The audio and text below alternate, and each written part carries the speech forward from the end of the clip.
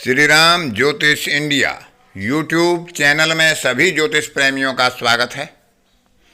आज की कक्षा का विषय प्रसंग है सूर्य का गोचर जन्मकालिक चंद्रमा से और जन्मकालिक मंगल से जो संबंध बनाता है दृष्टि के द्वारा या उसके ऊपर से गोचर करते हुए अथवा उससे नवम पंचम केंद्रीय प्रभाव तृतीय एकादश आदि जो संबंध बनते हैं। जब चंद्रमा या मंगल के ऊपर से सूर्य का गोचर होता है या उसको प्रभावित करते हुए उन्हीं अंशों के निकटतम जिन अंशों में चंद्रमा और मंगल बैठे होते हैं जन्म काल में, उनके आसपास गोचर होता है, तब सूर्य का क्या प्रभाव पड़ता है सूर्य के गोचर का जातक के ऊपर, शुभता में या अशुभता में। क्योंकि यह निर्भर करेगा चंद्रमा और सूर्य की या मंगल और सूर्य की गोचरीय शुभता और अशुभता के ऊपर और जन्मकालिक ग्रहों की शुभता और अशुभता के ऊपर।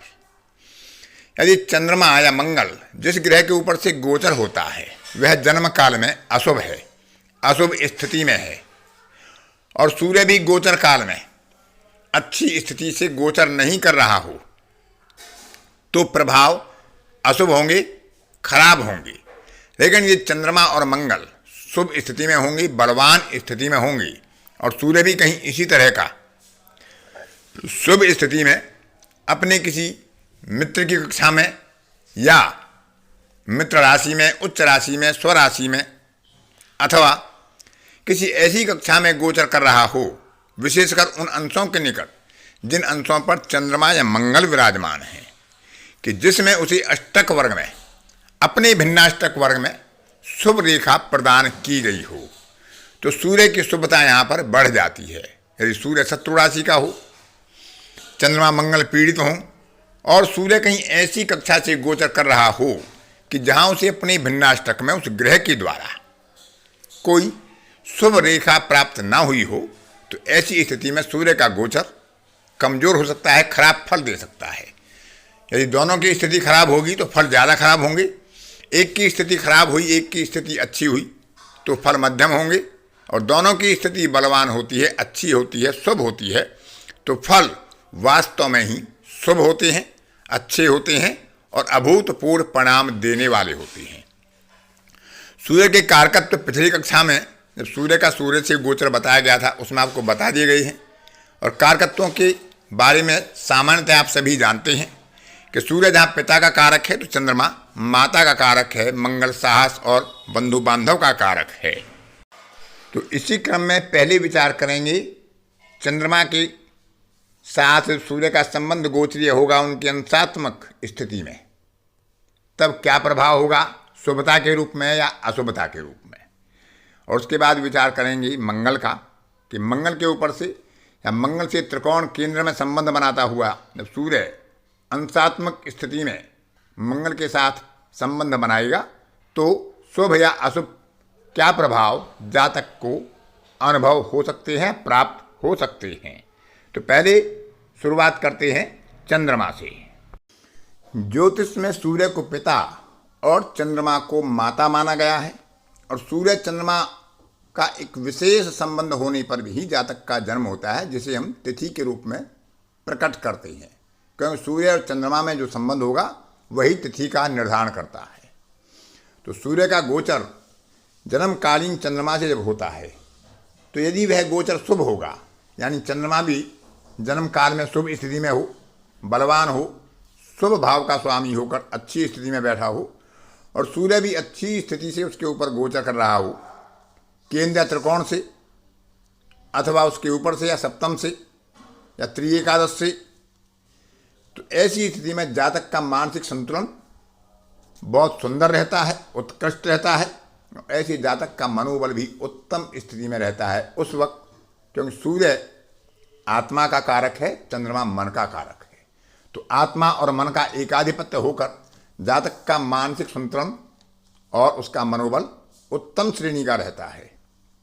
वाणी और व्यवहार में सौहार्दपूर्णता उसकी प्रकट होती है। चंद्रमा क्योंकि धन का भी कारक है, तो आर्थिक स्थिति में भी उस समय पर जातक को अच्छे निर्णय लेने के लिए एक सुखद समय होता है। संबंधों में मधुरता होती है। वे संबंध पारिवारिक हों, व्यावहारिक हों, मैत्री के हों या व्यावसायिक हों, और उनमें अच्छा सामंजस्य बिठाने में, उनका लाभ उठाने में जातक को भरपूर सफलता मिलती है। विपरीत वर्ग से यानी स्त्रियों को पुरुषों से, पुरुषों को स्त्रियों से अच्छे संबंध प्राप्त होते हैं और अच्छे सुख सहयोग की अपेक्षा की जा सकती है, क्योंकि चंद्रमा माता का कारक है और सूर्य पिता का कारक है। तो चंद्रमा यदि शुभ स्थिति में होगा तो यह समय माता के लिए भी शुभ होता है। माता को यदि कोई रोग होगा या कष्ट होगा तो उससे भी मुक्ति मिलने की संभावनाएं बढ़ेंगी। माता या मातृवत किसी महिला से अच्छे सुख संबंधों की, अच्छे सहयोग की अपेक्षा इसमें की जा सकती है यदि सूर्य का गोचर शुभ स्थिति में हो और चंद्रमा भी बलवान और शुभ स्थिति में जन्म पत्रिका में विराजमान हो। यदि गोचर अशुभ स्थिति में होगा तो मन में आंतरिक असंतोष, चारित्रिक और व्यावहारिक अस्थिरता, मानसिक चंचलता बढ़ जाती है। उचित समय पर उचित निर्णय लेने में जातक को बाधा आती है। वह सही समय पर सही निर्णय नहीं ले पाता। हितों और दायित्वों का टकराव जातक के लिए एक कठोर स्थिति पैदा कर देता है। संबंधों में मधुरता का अभाव होता है। स्वास्थ्य संबंधी बाधा हो सकती है। मानसिक संतुलन बरकरार नहीं रह पाता है और आध्यात्मिक क्षेत्र में भी कहीं ना कहीं जातक को विरोधाभास या बाधा झेलनी पड़ती है। मानसिक तनाव बरकरार रहता है यदि चंद्रमा जन्म कुंडली में कमजोर या अशुभ स्थिति में होगा और सूर्य का गोचर किसी रेखा विहीन कक्षा से हो रहा होगा तो यह स्थिति ज़्यादा खराब हो जाती है, क्योंकि चंद्रमा माता का कारक है। तो माता को भी कष्ट हो सकते हैं या माता संबंधी या मातृपक्ष से संबंधित या माता जैसी किसी महिला के कारण कोई कष्ट की संभावना, विरोधाभास की संभावना बढ़ जाती है। तो अशुभ गोचर चंद्रमा के ऊपर से सूर्य का हो रहा हो तो ऐसे में भगवान शिव की स्तुति करना ज़्यादा उपयोगी साबित होता है। आगे विचार करते हैं अब मंगल पर कि मंगल के ऊपर से शुभ और अशुभ गोचर किस प्रकार से जातक को प्रभावित कर सकते हैं। जन्मकालीन मंगल से सूर्य जब शुभ संबंध बनाता हुआ गोचर करेगा, नवम पंचम से करे, त्रि एकादश से करे, सूर्य से करे, मंगल से करे या मंगल से सप्तम भाव से गोचर करे, तो सूर्य का अच्छा प्रभाव यदि सूर्य अच्छी स्थिति में गोचर कर रहा होगा, रेखा युक्त ग्रह की कक्षा से गोचर कर रहा होगा, अपनी उच्च राशि, स्वराशि या मित्र राशि से गोचर कर रहा होगा, तो क्योंकि सूर्य आत्मा का कारक है और सूर्य राजा है, मंगल साहस का कारक है, बंधुओं का कारक है और सेनापति है, तो यह जातक के लिए एक उत्तम स्थिति बन जाती है। अपने प्रयासों में जातक पूर्ण सफलता हासिल कर पाता है। किसी भी क्षेत्र में विजय के संकेत उसके लिए स्पष्ट हो जाते हैं, क्योंकि शारीरिक ऊर्जा की वृद्धि होती है, रचनात्मक शक्ति का संचार होता है। किसी रचनात्मक कार्य में जातक को अच्छी सफलता मिलती है। बंधु बांधवों से सुख मिलता है, मित्रों से सुख सहयोग मिलता है, साहस में वृद्धि होती है। जातक जितना परिश्रम करेगा, जितना प्रयास करेगा, उसकी अपेक्षा सफलता कहीं उसको अच्छी मिलती है, सफलता के अवसर बढ़ जाते हैं। जातक को महत्वाकांक्षा सफलता प्राप्त कराती है। उसके निश्चय में एक दृढ़ता होती है और उसका वह उपयोग करता है। सत्ता, बल, शक्ति और अधिकार प्राप्ति के लिए जातक में उत्सुकता जगती है और अपने भरपूर प्रयास करके वह उस अधिकार को, उस सत्ता को, उस शक्ति को प्राप्त भी कर पाता है, क्योंकि ऐसी उस समय में जातक के अंदर एक विशिष्ट क्षमता का उदय हो जाता है। लेकिन मंगल यदि अशुभ स्थिति में हो, कमजोर स्थिति में हो, नीच राशि में हो, राहु केतु के अक्ष पर हो, शत्रु राशि में हो, कक्षा में ऐसी कक्षा में बैठा हो जहाँ उसे शुभ रेखा ना मिली हो, अष्टक वर्ग में, भिन्नाष्टक में, सर्वाष्टक में उसे कम अंक मिल रहे हों और सूर्य का गोचर भी कहीं रेखा विहीन ग्रह की कक्षा से हो रहा हो, तो ऐसी स्थिति में अशुभ फल प्राप्त होते हैं। ऐसे अशुभ गोचर के समय जातक का साहस कम हो जाता है, क्रोध की अधिकता हो जाती है, अपने आप पर नियंत्रण रख पाना संभव नहीं हो पाता, उग्रता बढ़ जाती है, इसके कारण वह विवाद प्रिय हो जाता है, अकारण और छोटी छोटी बातों पर झगड़ा करने लगता है, शीघ्र उत्तेजित हो जाता है और तनाव की वृद्धि हो जाती है। रोग यदि होगा तो ऐसे में ताप वृद्धि या ज्वर संबंधी रोग जातक के लिए कष्टकारी हो सकता है। चोट चपेट या दुर्घटना की संभावना बढ़ जाती है।